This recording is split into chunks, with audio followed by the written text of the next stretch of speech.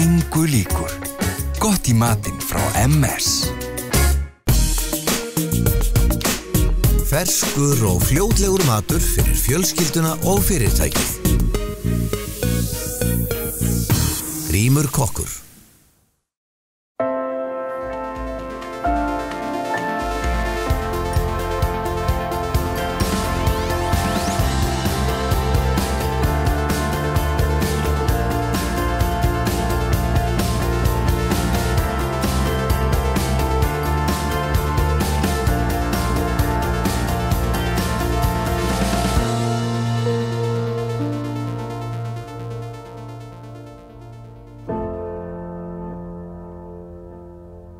Komið blessuð og sæl, við heilsum ykkur héðan að sunnan. Við stöndum í þeirri trú að vorið sé komið, að minnstakosti hér í Skaftárhreppi. Systrafossinn laus úr klakkaböndunum og á eftir þá ætlum við að ganga hérna upp á heiðina og fræðast fleiri örnefni sem að tengjast nunnunum, systrónum sem hér bjuggu á sinni tíð. Við heimsækjum líka gallerí Leirbrot og gler í Vík. Þar heitum við hjónin Guðrúnu Sigurðardóttur og Emil Sæmundsson en þau hafa búið til diska fyrir nánast öll veitingahúsin í Vík og Guðrún á auk þess einstakt bollasafn sem fer sífellt stækkandi. Og viðkomustaðir okkar verða fleiri. Húsið á Eyrarbakka á sér einstaka sögu sem að nær aftur til ársins 1765 og verður því 250 ára á þessu ári. Og svo drekkum við kaffi með Magnúsi Kjartansinni, tónlistarmanni og landnema í Grímsnesinu. En fyrst af öllu förum við í fótspor systranna á Kirkjubæjarklaustri.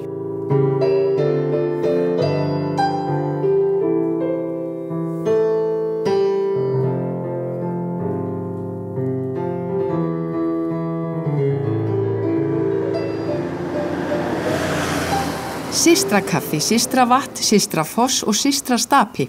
Þau eru mörg örnefnin á Kirkjubæjarklaustri sem að minna á liðna tíð. Klaustrið á Kirkjubæ og nunnurnar sem þar bjuggu. Þessi hella slitin og máð af sporum þeirra sem að hér hafa búið og þarna eru væntanlega spor nunnana. Í Landnámu segir að hér hafi búið papar og landnámsmaðurinn hér var Ketill Fíflski frá Suðureyjum sem var kristinn maður. Og síðan gerðist það þegar hann var allur að Hildir nokkur Eysteinsson og Miðalandi ætlaði að fara að búa hér á Kirkjubæjarklaustri og var komin hér að Túngarði en hann datt þá dauður niður. Og síðan sagt að hér á Kirkjubæ, núna Kirkjubæjarklaustri, megi enginn heiðinn maður búa. Og við einfaldlega bara trúum því að hér séu allir kristnir vel. En við stöndum hérna, það ekki rétt bara nánast á þeim stað þar sem klaustrið stóð? Jú.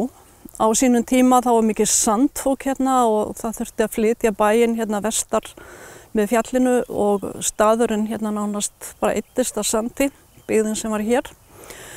Þannig að klaustrið það hérna einhvers staðar djúpt í jörðinni. Einu munurinn sem að við höfum hér eftir klaustrið og það dyrahella og greinilega máð af fótsporum fólks. Þar á meðal nunnana hér á liðnum öldum. Heldur þið sé of syndugt til þess að stíga hérna í sporin þeirra? Nei, alls ekki, bara endilega stígðu í sporin þeirra. Og svo trampa ég bara á fjallaskónum? Já, ekkert mál, en það er hellan úti. Það er hægt að ganga hér þessa söguslóðir, fara upp að Systravatni.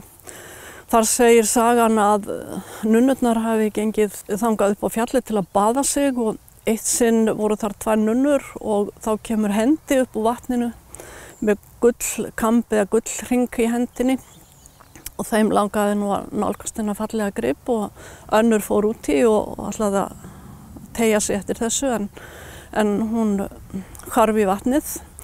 Hinn ætlaði að halda áfram og reyna að ná þessu og sér gráan hest á vatnsbakkanum og stóran og stæðilegan, skellir sér á bak og ætlar að fara út í vatnið á hestinum en nunnan og hesturinn náttúrulega hvarf hún í vatnið vegna þess að þetta var að sjálfsögðu nykur.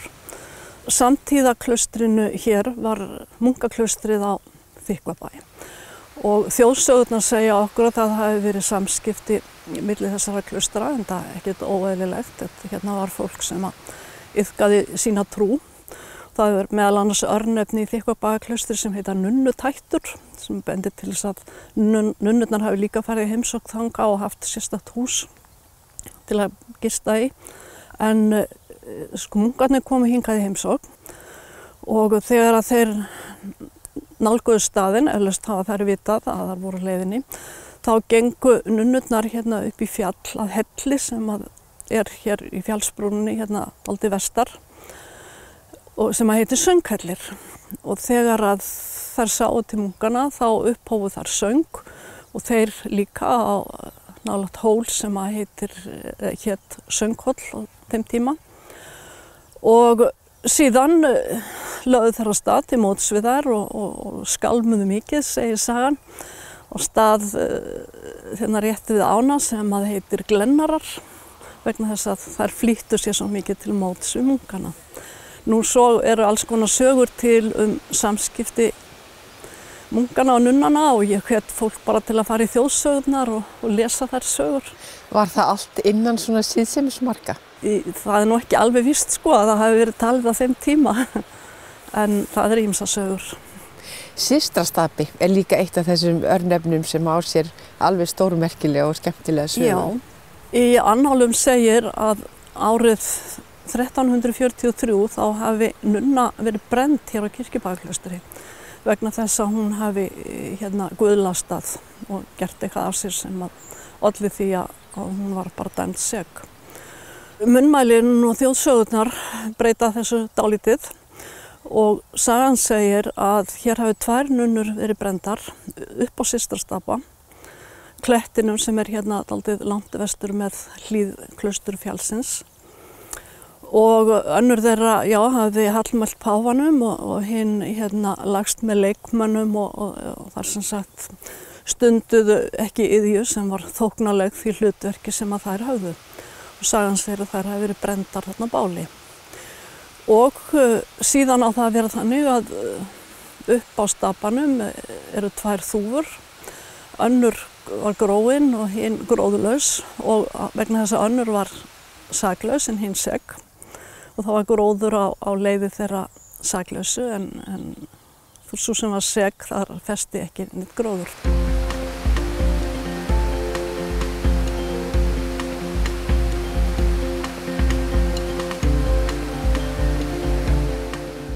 Þykir Skaftfellingum vænt nunnurnar sínar? Já, mikil ósköp. Við elskum nunnurnar okkar að sjálfsögðu.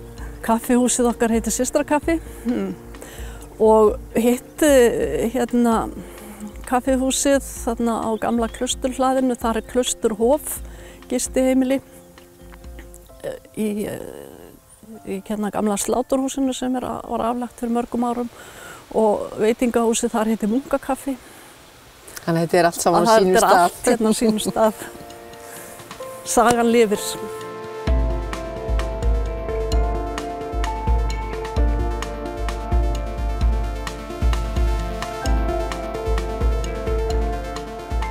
Gler, leir og bollar, allskyns gamli munir og sérlega elskulegar móttökur. Við erum stödd í Vík, í húsi við Bakkabraut, þar sem galleri, leirbrot og gler er til húsa. Þegar maður er með þetta úti og það er svona aðeins gola, þá trekkir það hérna. Þannig að kertið flöktir, þá sérðu fólk bara labba upp á fjall eða það fer bara allt á hreyfingu.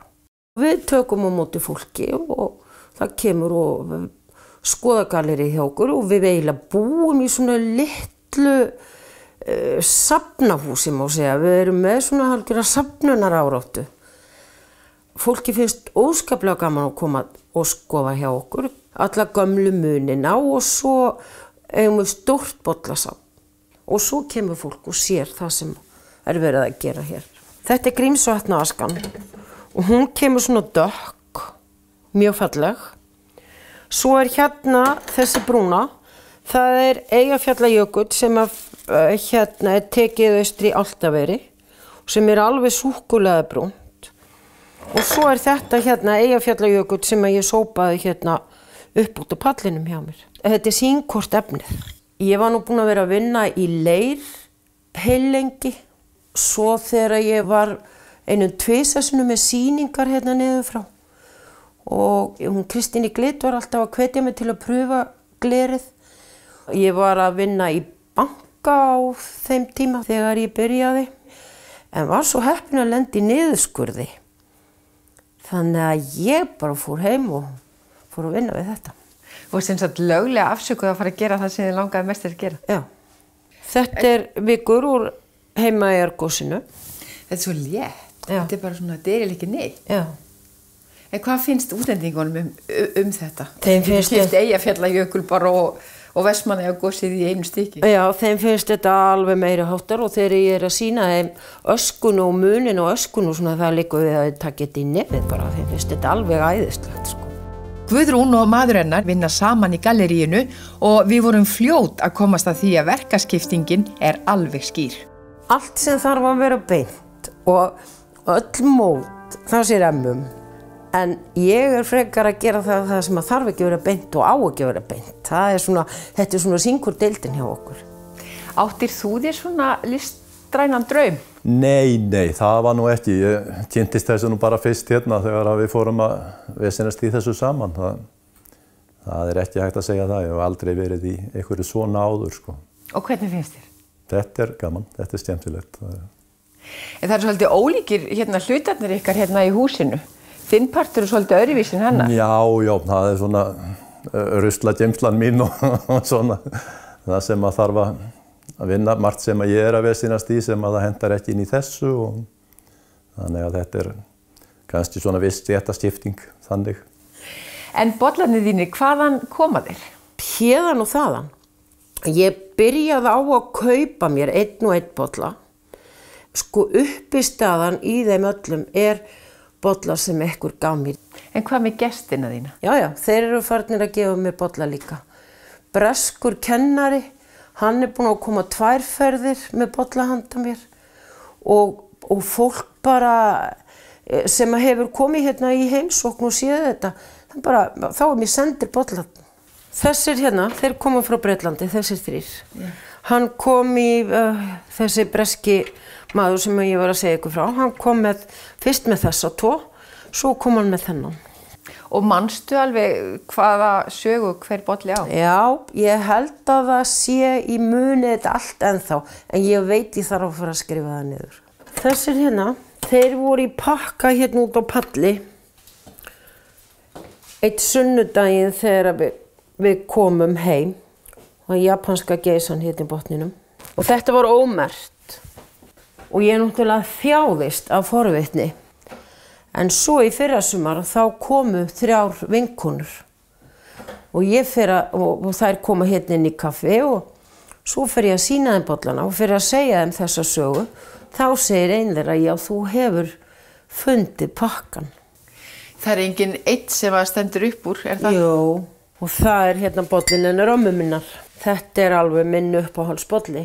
Hún tók hann með sér á elliheimilið og drakk alltaf úr honum. Og hún tók líka með sér þessa skeið. Þau gifta sig hún og afi 1921. Þá fenguðu 12 svona í brúðargjöf frá pappa hennar og mömmu. Svo var þessi eina eftir og hún var ofta að sýna mér hann á elliheimilinu og sagði svo alltaf þegar hún stakk henni í skúff aftur, þú færð hann ekki strax. Og bara opið fyrir alltaf? Já, þegar rauði fáninn uppi. Hann ekki uppi núna? Nei, því miður. Við tókum hann niður á föstudaginn síðasta og hann svo illa farinn eftir veðrin að það bara svona rétt helmingurinn eftir. Þannig að láta hann vera uppi og þá það bara eins og að væri svona hálfopið. Þannig að við erum bara að bíða eftir nýjum fána.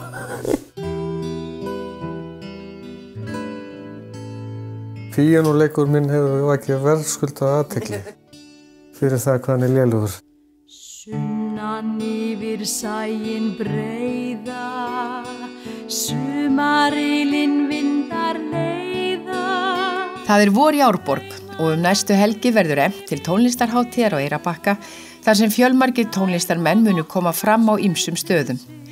Meðal annars í húsinu, þessu elsta timburhúsi Sunnlendinga sem á sér einstaka sögu.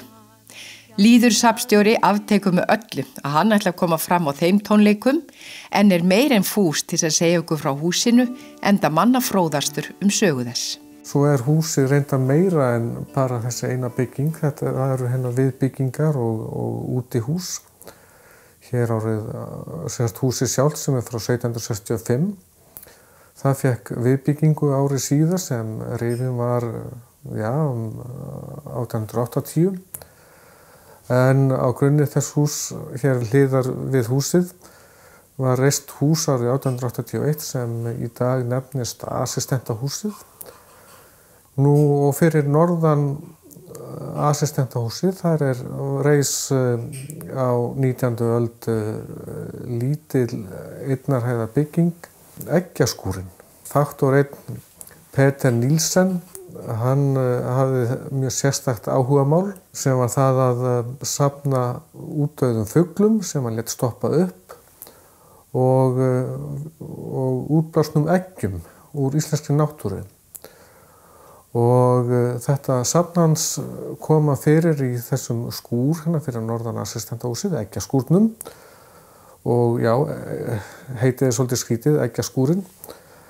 En svo segir sagan að eggin hafi náð yfir heilan vegg í Eggjaskúrnum og þá hafi náttúrulega bara legið beint við að kalla skúrinn þessu skrítna nafni. En Eggjaskúr þessi, hann var rifinn, fluttur af staðnum 1926 og endurbyggður 2004.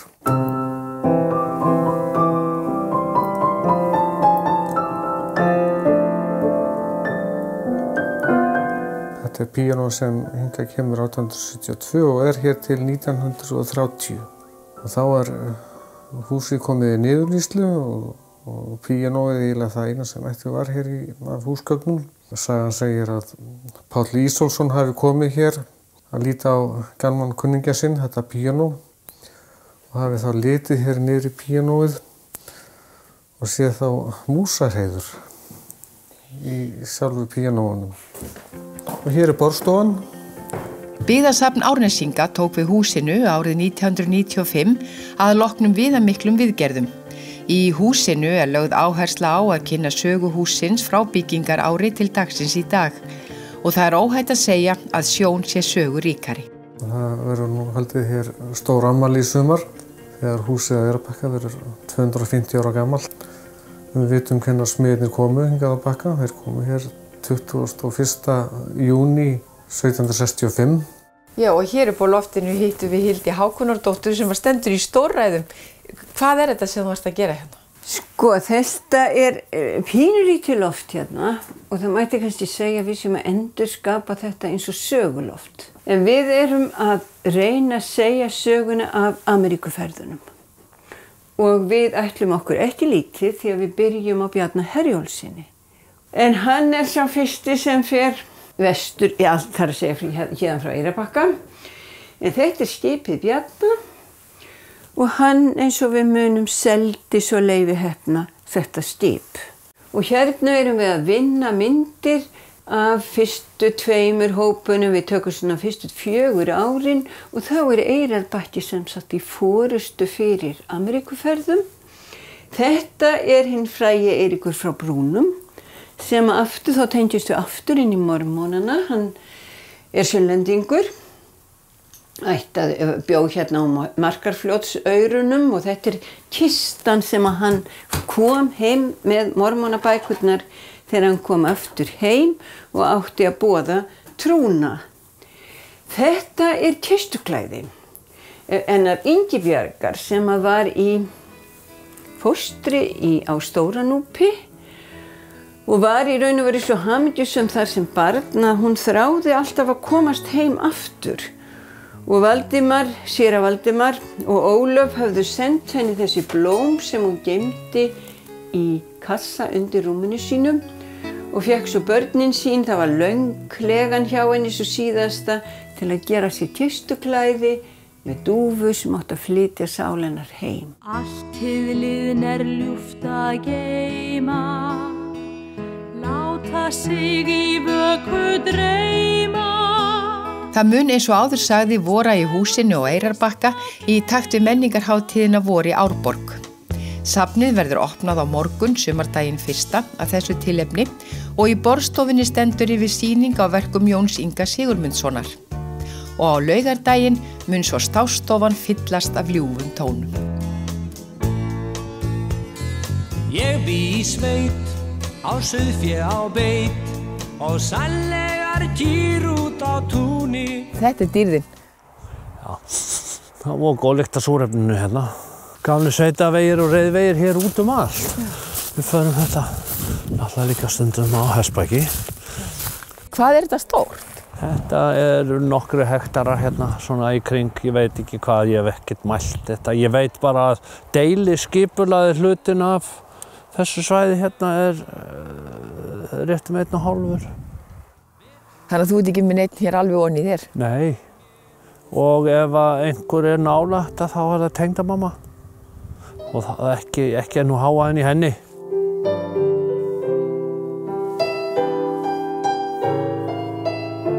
Kannast einhver við að hafa látið sér dreyma að flytja af mölinni í friðsæla sveit, án þess þó að missa þau þægindi sem að fylgja lífinu í þéttbýli. Hjónin Magnús Kjartansson, tónlistarmaður og Sigríður Oddsdóttir flugfreyja, tóku sér til ekki alls fyrir löngu og fluttu úr Hafnarfirðinum og settu stað í landi Snæfokksstaða í Grímsnesi. Og þar með rættist draumur sem hafði blundað með þeim lengi. Já, töluverðan tíma. Og hvort að draumurinn hafi verið alveg svona, það aftur á móti alveg annað mál. En einhvers staðar þegar maður fer að láta drauma sína rætast, þá gerist það að maður fer að taka beygjur og sjá aðra möguleika á leiðinni og breytist ýmislegt. En þetta sem sagt samt niðurstaðan hjá okkur hjónunum. Og við erum nú alveg sæl. Þó að við séum í svona mjög erfiðum störfum bæði, hún verandi flugfreyja hjá Icelandair og ég hljómlistamaður sem sækir stærsta hluta sinna vinnu inn á höfuðborgarsvæði. En þetta hefur gengið og okkur hefur aldrei vantað neins staðar, þrátt fyrir að Hellisheiðin hafi lokað 12 sinnum í ár.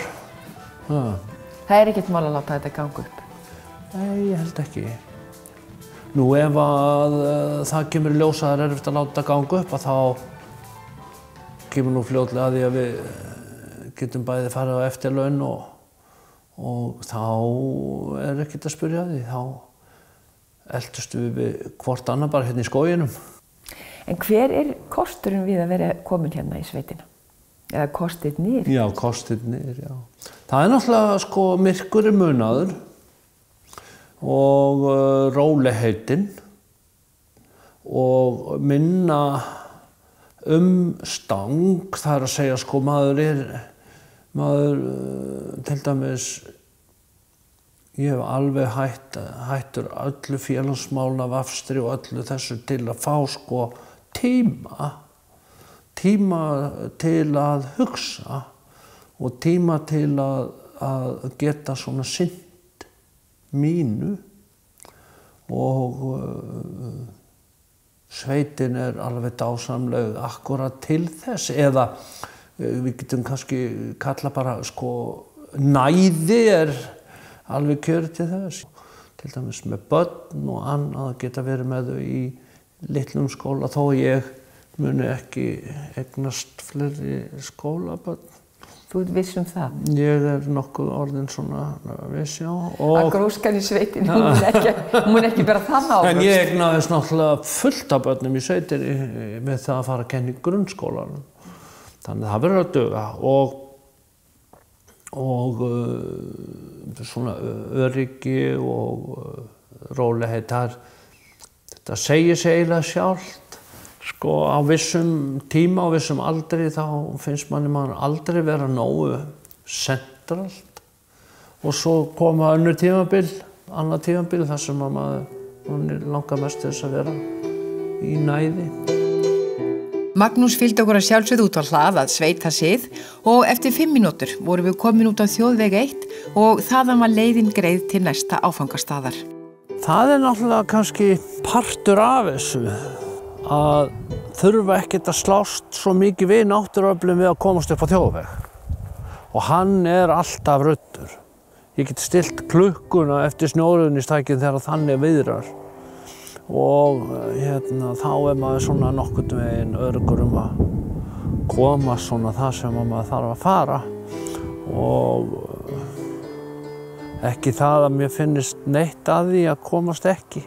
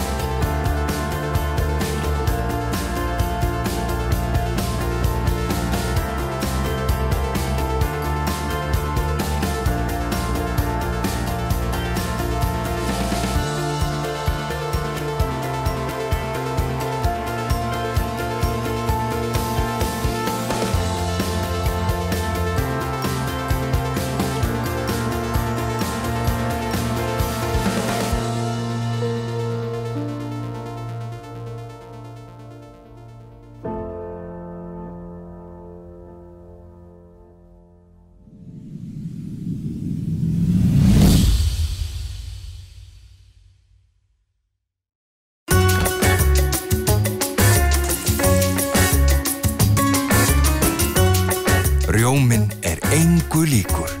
Gott í matinn frá MS.